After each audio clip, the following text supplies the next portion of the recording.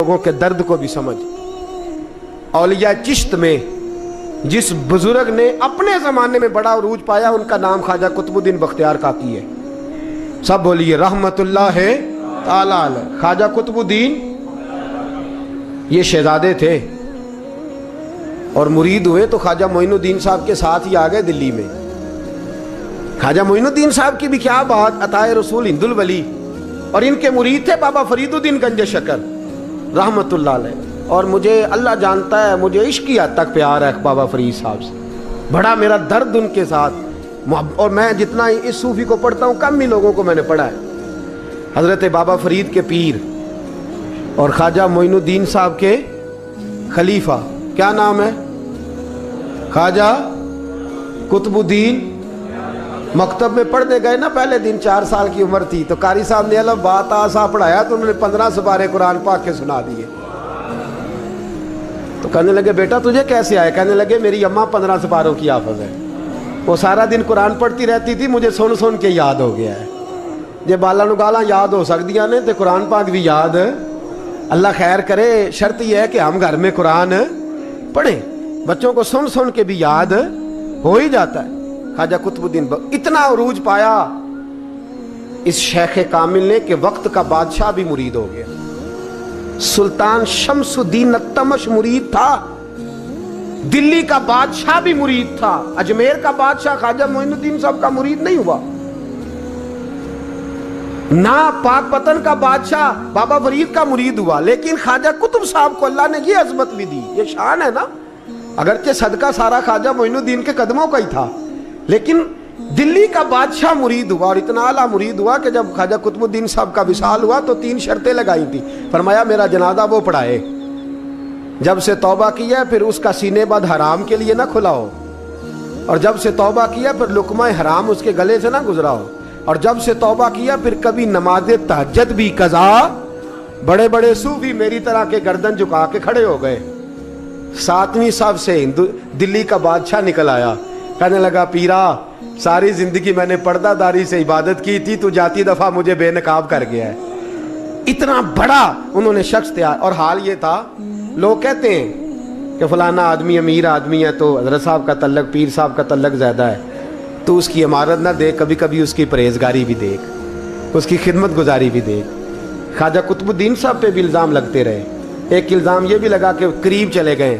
ہوا کیا، جب بادشاہ مرید ہوا تو کہنے لگا حضرت جی میں نے بادشاہی نہیں کرنی، میں نے اب خانقاہ میں رہنا ہے. تو فرمایا بیٹا تو چھوڑ دے گا تو کوئی ظالم بیٹھ جائے گا. تو حضور پھر کیا حکم ہے؟ فرمانے لگے تو نے کرنی ہے. تو کہا حضور آپ وہ کہاں ہوتے ہیں، میں کہاں ہوتا ہوں، دل ہی نہیں لگتا. تو آپ فرمانے لگے میں ڈیرا اٹھا کے تیرے قریب لے آتا ہوں. خواجہ صاحب 1 کلومیٹر کے فاصلے پر ڈیرا اٹھا کے لے آئے. فرمانے لگے میں تیری تربیت کرتا رہوں گا، تو مخلوق کا بھلا کرتے رہنا. صلی اللہ علیہ، تو حضور کی امت کا اللہ اکبر. وہ قریب، اس وقت بھی لوگوں نے بڑی باتیں کی کہ دیکھو جی بادشاہ تھا نا تو پیر صاحب ہی نیڑے آ گئے. لوگ دیکھتے نہیں کہ اصل بات کیا ہے. خیر وقت گزر گیا، بادشاہی مرید ہو گیا، تو پھر دلی سارے میں اسلام، اتنا عدل انصاف، ہندوؤں کو بات پسند نہ آئی. انہوں نے کچھ مسلمان خرید لیے. سلطان شمس الدین التمش بیٹھا ہے دربار میں، جاگ رہے ہیں نا آپ لوگ سب، کہیے صلی اللہ علیہ. بڑی غور سے سننے والی بات. ایک دن سلطان شمس الدین تمش دربار میں بیٹھا ہے، قاضی عدالت بھی بیٹھے ہیں، مقدمات سنے جا رہے ہیں. باہر سے رونے کی آواز آنے لگی، چیخنے چلانے کی. بی بی بیان کر رہی کیا ہو گیا کیا ہو گیا. وہ ٹال لگے ہوتے تھے بادشاہوں کے، وہ بجنے لگے، زور ہونے لگا. بادشاہ نے کہا اس فریادی کو جلدی بلاؤ. وہ اندر عورت آئی تو چیخ چیخ کے رو کے اس نے اپنے کپڑے پھاڑ کے، برا حال، 2 مہینے کا بچہ. لوگ اس کی آہو زاری پر اس کی طرف متوجہ. بھی کیا ہوا، پانی پلاؤ بٹھاؤ، یہ کیا ہو گیا. کہنے لگی لٹ گئی، عزت برباد ہو گئی، تباہ کر دی گئی. میں کیا ہوا؟ کہنے لگی بادشاہ ایک شخص میرا غیر شرعی خامند بنا، پھر مجھے حمل ہوا، پھر میری گود میں یہ بچہ ہے 2 مہینے کا. اب گئی ہوں تو وہ کہتا ہے کہ میرا تو تیرے سے تعلق ہی کوئی نہیں. بادشاہ کہنے لگے یہ سلطان شمس الدین تمش کی جگہ ہے، اور मैंने रसूलुल्लाह सल्लल्लाहु अलैहि वसल्लम के दीन के मुताबिक हुकूमत उस्तवार की है, कौन है जो तेरे साथ, अभी गर्दन ना काट दूंगा, बात कर कौन है। कहने लगी तू कुछ भी नहीं करेगा, कोई कुछ नहीं कर सकता। लोग कलमे छोड़ के बैठ गए, तवज्जो उधर हो गई। प्रोपेगेंडे बड़ा असर करते हैं मुआशरे पे, रंग ऐसा अजीब है, अंदाज ऐसा अजीब है। फरमाया बात तो कर। उस औरत की आवाज गूंजी तो हालात ही खराब हो गए। कहने लगी बादशाह हौसला पैदा कर सुनने का तू बात कर। कहने लगी मेरे गोद में जो बच्चा है ये कुतुबुद्दीन बख्तियार काकी का है, ये तेरे पीर की नाजायज औलाद है। उठाओ, प्रोफेसर सलीम चिश्ती ने PhD की है, वो लिख रहे हैं इस वाक़े को, तेरे पीर का नाजायज बच्चा है। हाथ कांपने लगे बादशाह के। कहने लगे या अल्लाह कभी तो क़यामत बर्पा कर दे तो मामला ठीक हो जाए, मैं तेरी जुबान खींच दूंगा तेरी गर्दन। तूने बात कैसे की? कहने लगी मैंने कहा था ना तेरे अंदर हौसला नहीं, मेरी इज्जत तार तार हो गई और तू पीर बचा रहा है। अल्लाहु अकबर। सुल्तान शमसुद्दीन तमश आसमान की तरफ देख के कहने लगे मौला मुझ मुजरिम को जिसकी बरकत से उठा के तूने मस्जिद में पहुंचाया, आज मुझे तूने किस इम्तिहान में डाल दिया, ये क्या रंग तूने जिंदगी का बनाया है। कहने लगी बुला उसे, उड़ा अब गर्दन। अल्लाहु अकबर। ख्वाजा कुतुबुद्दीन बख्तियार काकी, जरा उस जगह पे अपने आप को खड़ा करके देख मेरे दोस्त। जो शख्स दिल्ली के बाजार में निकले तो दुकानें बंद हो जाएं, औरतें घरों में घुस जाएं, जिसके नाम पर चर्चे हों दीन के, वो शख्स लाठी टिकाता टिकाता। उर्स मनाने आसान है, ढोल ढमक्के करके घरों को जाना आसान है, पर ज़रा इनकी राहों का मुसाफिर तो बन इन्होंने अंदाज क्या इख्तियार किया। हज़रत ख्वाजा कुतुबुद्दीन बख्तियार काकी, खबर फैल गई।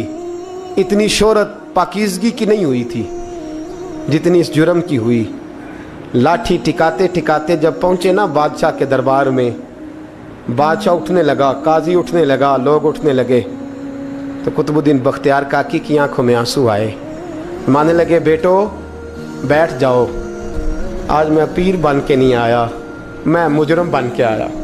और कहा मेरे मालिक का इंसाफ भी देखो, दिल्ली का पीर आज दिल्ली की अदालत में अपने ना करदा जुर्म की सफाई देने आया है। बड़ी लाठी पे टेक लगाई, दिल्ली की गलियां भी रोती हैं कि ये क्या रंग, अल्लाह ये तेरा क्या रंग है, टेक लगाई है। कहने लगी बीबी बोल दे गवाही। कहने लगी बीबी रब जानता है, रब का रसूल जानता है, पर मैं तुझे नहीं जानता, तू कौन है।